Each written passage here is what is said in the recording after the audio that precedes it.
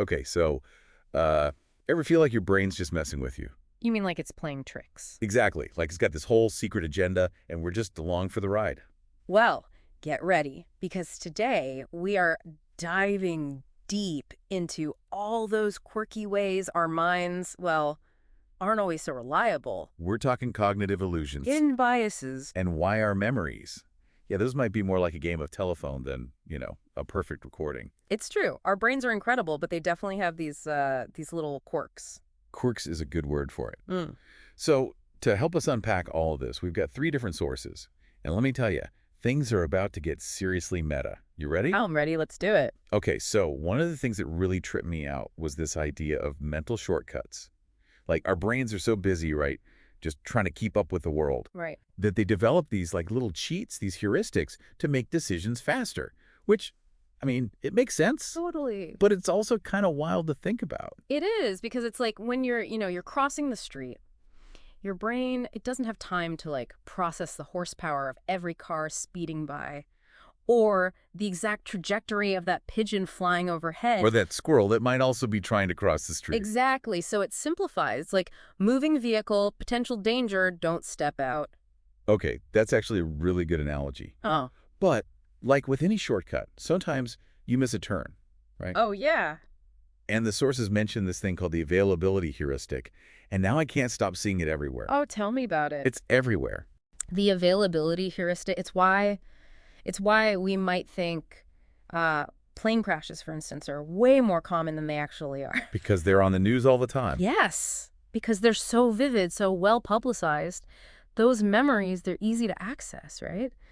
So it leads us to overestimate their actual likelihood. So it's not that we're, like, intentionally being irrational. It's just that our brains are working with the information that's, like, Most available. but most readily available, even if it's not the most, like, accurate picture of reality. Right. Which is kind of a nice way of saying, even when we're wrong, there's usually a reason. Exactly. And this actually ties into cognitive biases, which are like these subtle mental filters that can really color our perceptions without us even realizing it. Oh, you mean like that, like the halo effect, Yeah. where, like, Yeah. if someone's attractive, our brain goes, oh, they must be a good person too. Exactly. It's practically a rom-com cliche at this point. Right. And it's not about judging, it's about understanding that our brains are constantly trying to simplify a very, very complex world. And sometimes that simplification backfires. Oh, absolutely. Like with, what's it called? The hindsight bias? Yes. Where after something happens, it suddenly seems so obvious, and we're all like, oh, I totally knew that was going to happen. But, like, you're kidding me, right? You knew all along. Our brains just like to rewrite history sometimes to make us feel a little smarter. Yeah, remember that time our favorite sports team lost that big game? Oh, don't even remind me. And afterward, it was like, oh, yeah, I totally saw that coming. But during the game, I was on the edge of my seat. So if these biases are, like, subconscious, is there even a way to, I don't know, like, outsmart them? Or are we stuck with these mental quirks? Well, you can't eliminate them entirely, but just being aware of them is a huge first step. Once you understand how your brain might be skewing things, that's when you could start to question your assumptions. Okay, so that's kind of empowering. It is. So our brains take shortcuts. They're full of these hidden biases. But it gets wilder, right? Tell me about how our brains try to protect our egos. Sometimes at the expense of, well, the truth. Oh, for sure. Yeah, our brains are like masters of self-preservation, even if it means, maybe bending the truth a little. It's like that time, oh gosh, I totally blamed this awful sunburn on, like, a bad batch of sunscreen, instead of just admitting I forgot to reapply. Like, multiple times. That is such a classic example of the, what is it?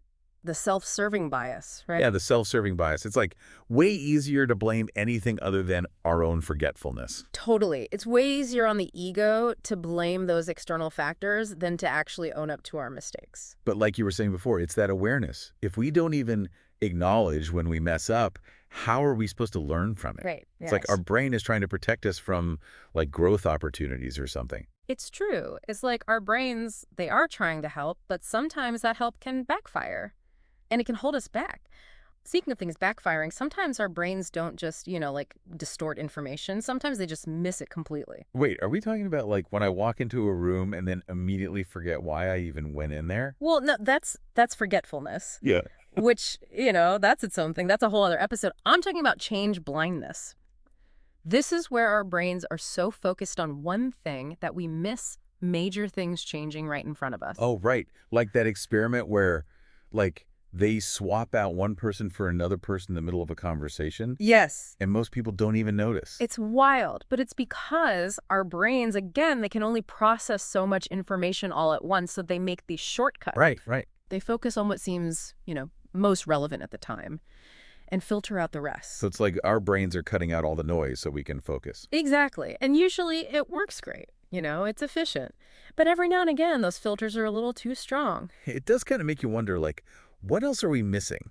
Okay, so we've got mental shortcuts, we've got biases, a real knack for blame shifting, and now our brains are just straight up ignoring reality. What else is there? Well, how about this? How about the fact that our memories aren't exactly the reliable record keepers we think they are? Oh, yeah. See, this is the part that always freaks me out a little bit. Like, this whole concept of false memories, it's like something straight out of, like, a sci-fi movie. It really is. Like, it sounds made up, but it's very real. One of the articles I was reading, it compared memory to a game of telephone. Oh. So every time we recall a memory, it's like we're retelling a story.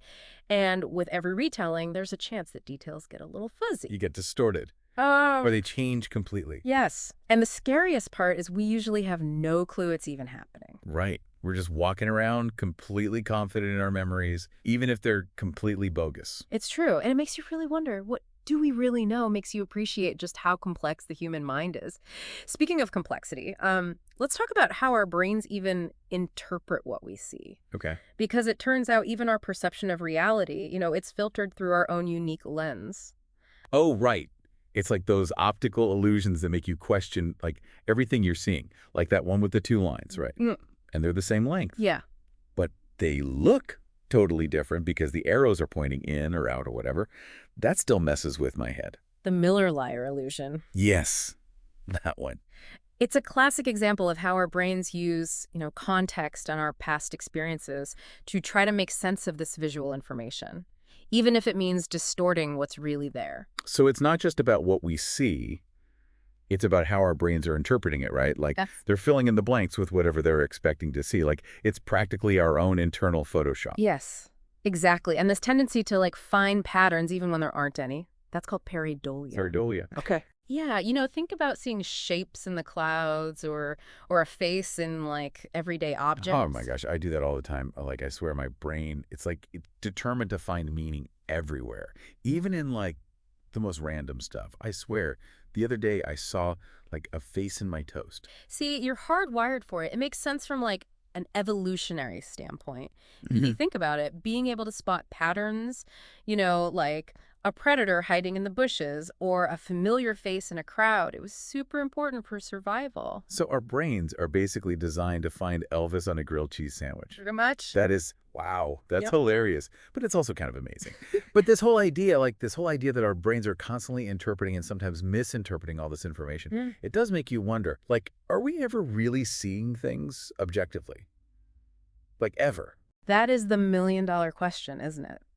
And it all speaks to the power of our expectations. What we expect to see, what we believe, can actually change how we experience something. Oh, you mean like the placebo effect, where just believing that something is going to work can actually make it work? Yes, that's a great example. Or there's that experiment where wine experts, they describe the same wine totally differently based on whether they thought it was an expensive bottle or, a cheap one. Wait, are you serious? So even just our sense of taste can be totally skewed by what we're expecting? It's true. Our brains are much stranger than we often give them credit for. Stranger is one word for it. And we've only scratched the surface. Okay, so before we go too far down this rabbit hole, there's one more brain quirk. And this one's a little bit closer to home for anyone who, spends a lot of time online. Oh, are you talking about that, my brain feels like a web browser with 20 tabs open feeling? Yes, exactly. How is my brain supposed to function when it feels like that all the time? Well, turns out there's a name for that. It's called attention residue. Attention residue. Okay, so is that, when I finally sit down to, I don't know, write an email, and then, 2 seconds later, I'm totally distracted by a notification. And then suddenly I'm down this rabbit hole reading about, I don't know, the history of rubber ducks. Yeah. And then Like an hour later, I finally make it back to my email, but my brain feels like it's been put through like an industrial blender. That's it. It's attention residue. And you're not alone. It's not just me. No. It's like our brains, they weren't designed for this constant, like, back and forth, this task switching that we do all the time now. Right. So we end up with these little bits of our attention stuck on whatever that last task was. Like leftover brain gunk. Yeah, basically. And it makes it that much harder to focus on the new thing. So it's not just me being like easily distracted. Well, I mean... Like actual signs. I mean, being easily distracted is part of it, but it's more than that. Right. Like, our brains just weren't meant to deal with this constant, this nonstop flow of information. Especially with the internet. Exactly. We're talking notifications, news updates, everything. All these things designed to grab your attention, and our poor brains are just like, whoa, they're just trying to keep up. It's exhausting. Okay, so short of like moving to a remote island with no cell service, no Wi-Fi, no internet, how do we deal with this? How do we combat this attention residue? Well, we've got to work with our brains, right? Not against them. So instead of trying to multitask, which we now know is basically a myth, we can try focusing on one thing at a time. So, like, close those extra tabs. Close the tabs. Silence the phone. Silence the phone. Give our brains, like, a fighting chance to just focus on one thing. Exactly. I mean, it might sound overly simple. Yeah. But honestly, like, just creating these little pockets of time where you can focus on just one thing. Yeah. It's huge. It's like a superpower. It really is. But, you know, even with all of this, with all these little quirks and all these ways that our brains are kind of messing with us, you really think about it, it is kind of amazing, you know, how they adapt. I agree. And how they figure out ways to make sense of this, like, crazy world. They do a good job. They do a good job, even if they are taking these shortcuts and playing these tricks on us. It's true. It's a good reminder, right? Yeah. That we don't always see things as they actually are. And all these things, you know, all the things we talked about today, our experiences, our biases, even just like our expectations. Like with the placebo effect. Exactly. It all colors how we see things. It really makes you think. Like, we all like to think we're these super rational beings. Right. But then you have these conversations, and it's like, oh, our brains are capable of, like, such incredible things. An incredible deception. Exactly. It's kind of humbling when you think about it. It is, you know, diving deep into all these brain quirks. Yeah. Hopefully it's been, you know, enlightening for people. Yeah. Even a little empowering. Oh, totally. Yeah. Because it's like, now that we know about these things, we can actually watch out for them. Exactly. Like, the next time I'm convinced that I, like, totally predicted something, like the outcome of some big game or whatever, I can be like, wait a minute, that's just my hindsight bias. Totally. Yeah. Or that next time you see, you know, that really scary headline. Oh, yeah. Remember the availability heuristic, right?